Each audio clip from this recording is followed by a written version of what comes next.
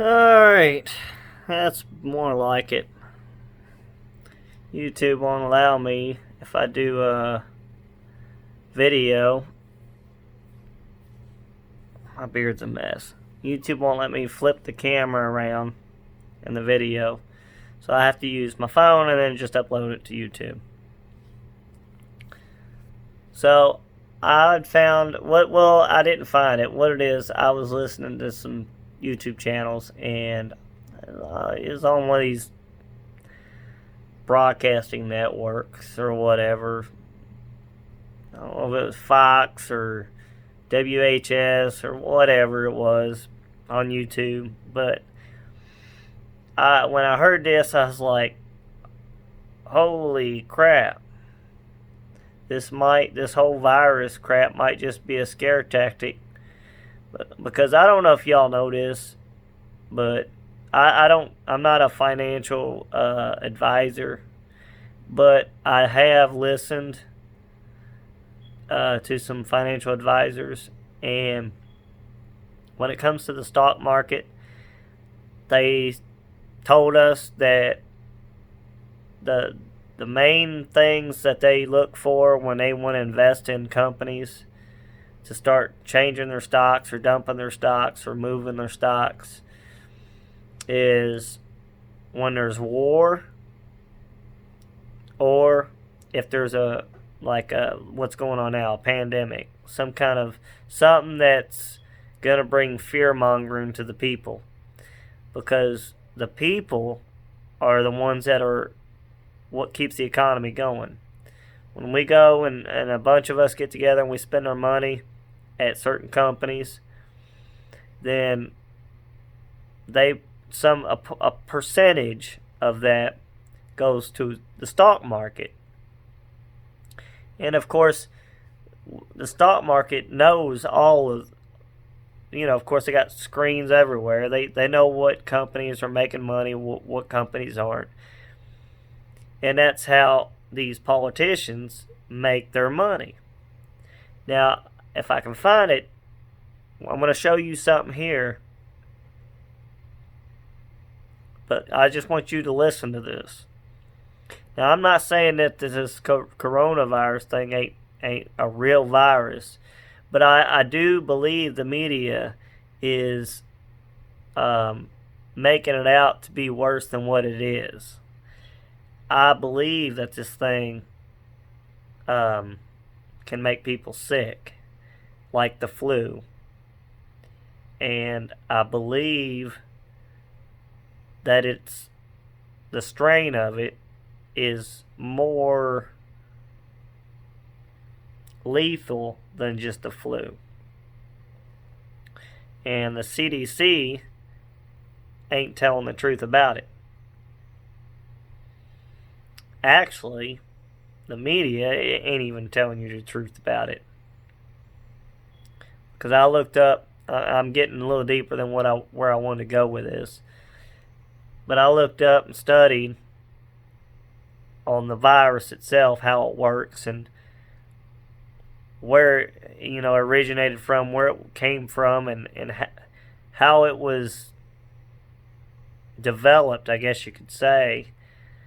The media makes it sound like that this thing mutated, once it was in an animal, infected in bats. And then bats ended up using the bathroom, you could say, on some products that they were feeding the people. And of course it was in the bat guano, and it got onto the meats and tainted them, and then the humans ate it, and that somehow it mutated, is what the media is saying now. Somehow that it mutated, and it was able to get into the human system. But that's not the full truth, because that's just not the way it works. This thing was made with 2 parts of a strain of viruses. And one of them was SARS. The other one was MERS. Now, MERS stands for Middle East Respiratory Syndrome.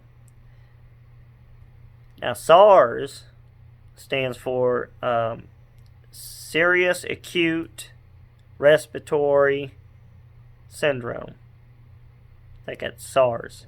That's what it stands for. I think it's serious. Yeah, I'm pretty sure it's Serious Acute Respiratory Syndrome, SARS. And the ME is because it was found over in the Middle East. But they used the genetics. I'm not saying that they are these viruses. You know, I'm not saying that it is SARS and it is MERS.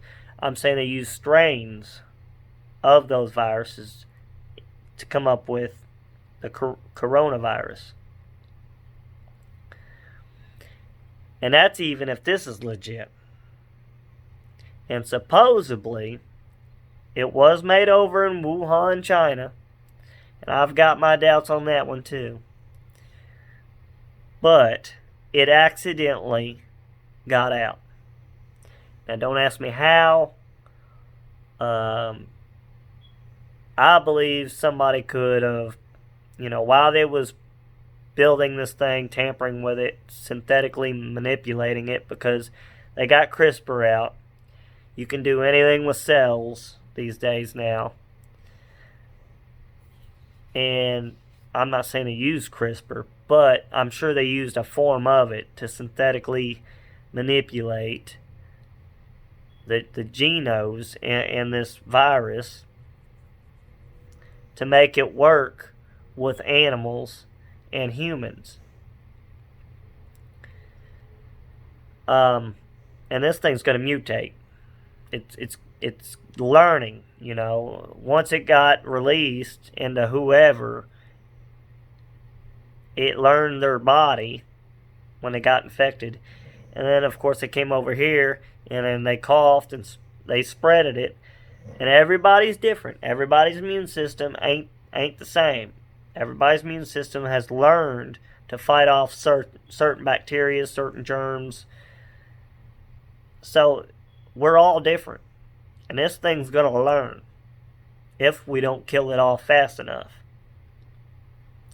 And I hope that the CDC, the Food Drug Administration, FDA, this new, I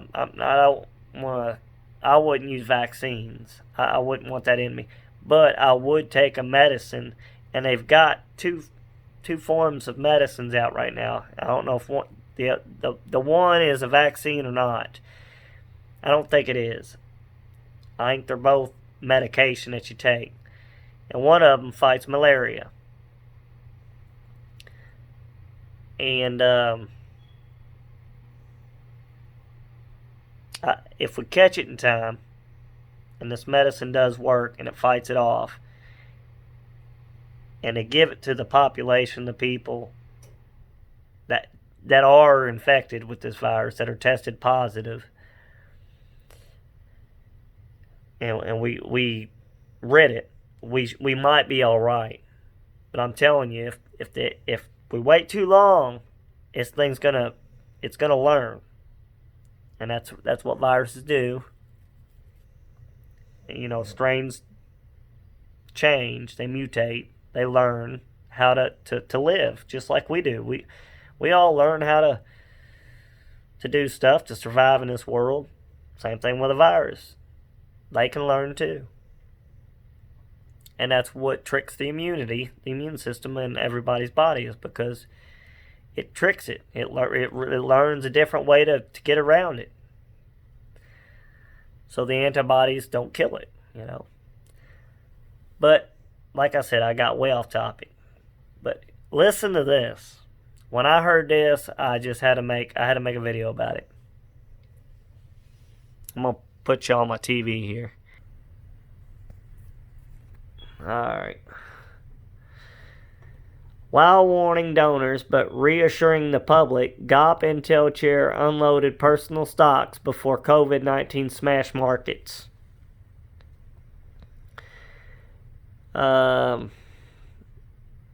Richard Burr is his name.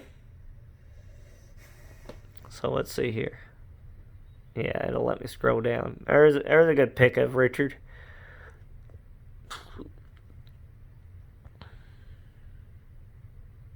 What do y'all think? Don't he look like a honest man? A well-dressed, honest man. He's in a suit. Got professional glasses on.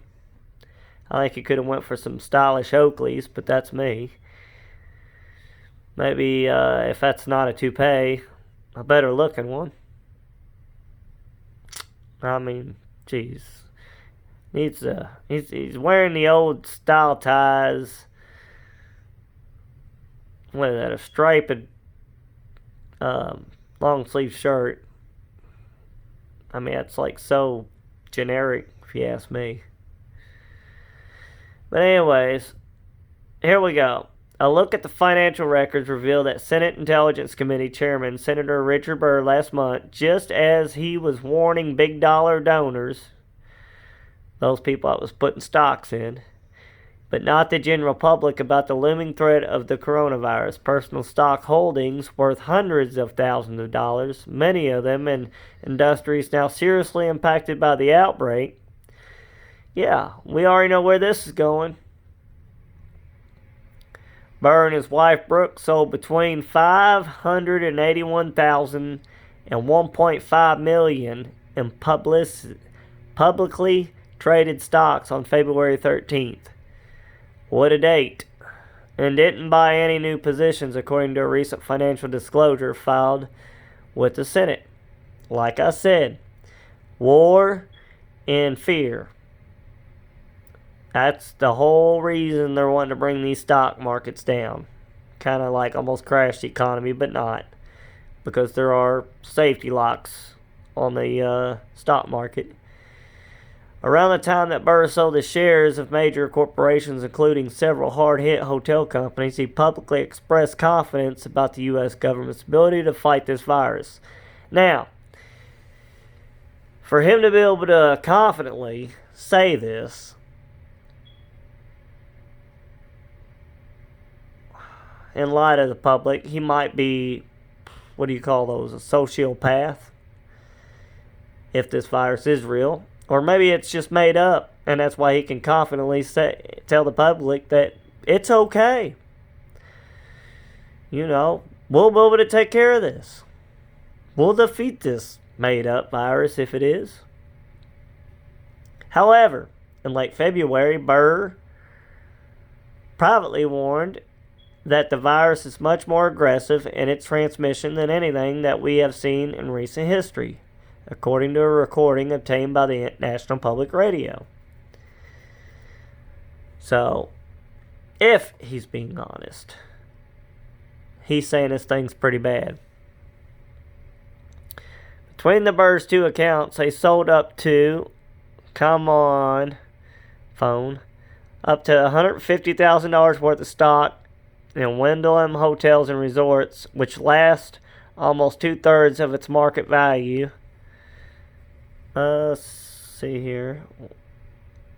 Since February 13th, let's see, yeah, value. I am totally not reading this right. Between the Burr's two accounts, they sold up to $150,000 worth of stock in Wyndham Hotels Resorts, which lost almost 2/3 of its market value. Since February 13th, they sold up to $150,000 in Extended Stay America, another hotel company that lost half its value over the last month. Burr also said between $15,000 and $50,000 of stock in Park Hotels and Resorts, which saw in stock price drop from nearly $24 to under $5. Now, if it dropped from 24 to under 5, they're saving a whole lot of stock, money on stock. The hotel industry is asking President Donald Trump for a bailout as Americans increasingly avoid travel. Let's see here. This camera is freaking horrible. Needs a software modification. In the audio recording, man, I didn't click on that. That's not a link. In the audio recording obtained by National Public Radio, a North Carolina Republican was heard telling donors at lunch on February 27th that coronavirus, officially called COVID-19, would likely spread through the population aggressively, and suggested it could kill hundreds of thousands of people. It is much more aggressive in its transmission than anything that we have seen in recent history, Burr said. It is probably more akin to the 1918 pandemic, he added, referring to the flu pandemic, which killed more than 600,000 Americans. Now, if you all know anything about the Georgia Guidestones and keeping the population under a perpetual balance of under 500 million people, and that's globally, I'm pretty sure, I don't know what the population is before the virus, but I bet you it was well over the 500 million mark. It was probably in the 900 millions. Now, depending on how many this thing kills, if it's even real.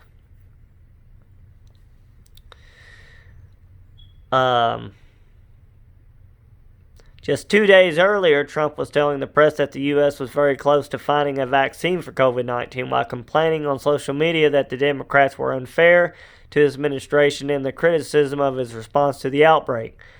The recording raises questions about why Burr felt the need to keep what he knew contained, wrote Peter Wade of Rolling Stone. Was the fear of the backlash from Trump stronger than his desire to save American lives? Well, they don't care about the American lives, or they wouldn't have the Georgia Guidestones. They wouldn't have Agenda 21. They wouldn't have the United Nations in New York. Which, by the way, that guy is corrupted as heck, the main leader of the United Nations. A day after Burr spoke at the luncheon, the U.S. reported its first death from the coronavirus as of Thursday, 3 weeks after Burr's private remarks.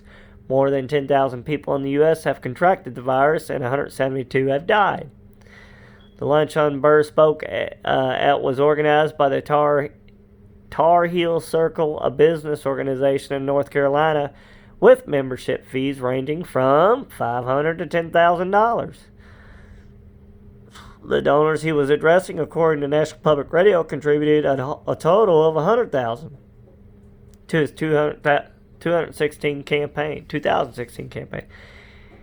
I'm reading in a hurry. In his remarks, the senator also warned the donors that the outbreak, officially designated a pandemic about 2 weeks after Burr spoke, could force schools in North Carolina across the U.S. to close for weeks at a time and advise them to reconsider business travel.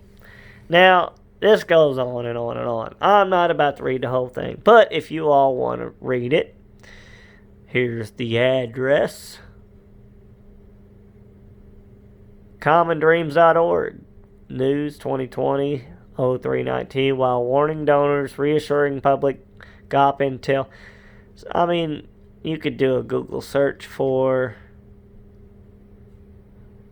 while warning donors but reassuring the public, GOP intel, cheer, upload personal stocks before COVID-19 smash markets.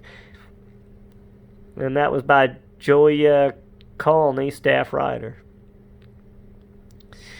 But that's all I wanted to show you. They knew about it 3 weeks before we knew about it. And I believe it was already released way before that. And by the way, the COVID-19, the 19 don't mean 2019. That just means the COVID has different variants, I guess you could say. And there's 19 of them so far. And that's where they get the 19.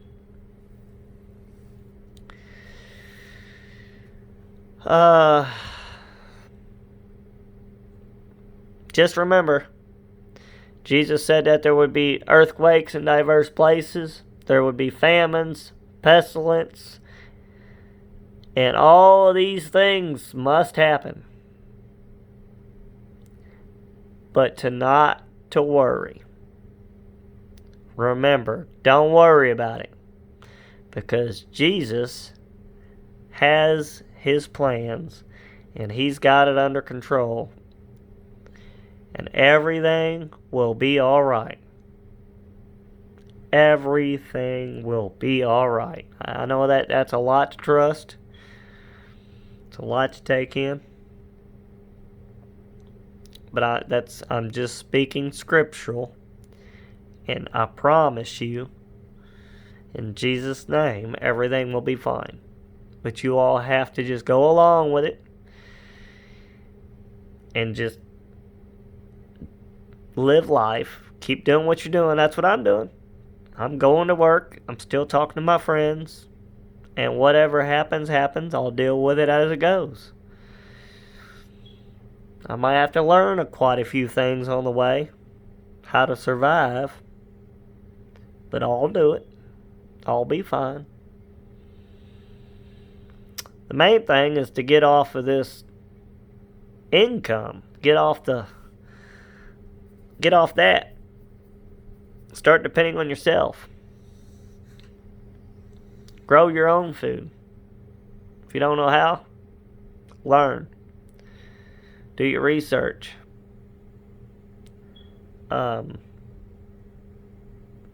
There's all kind of things that you can grow. And then can them yourself.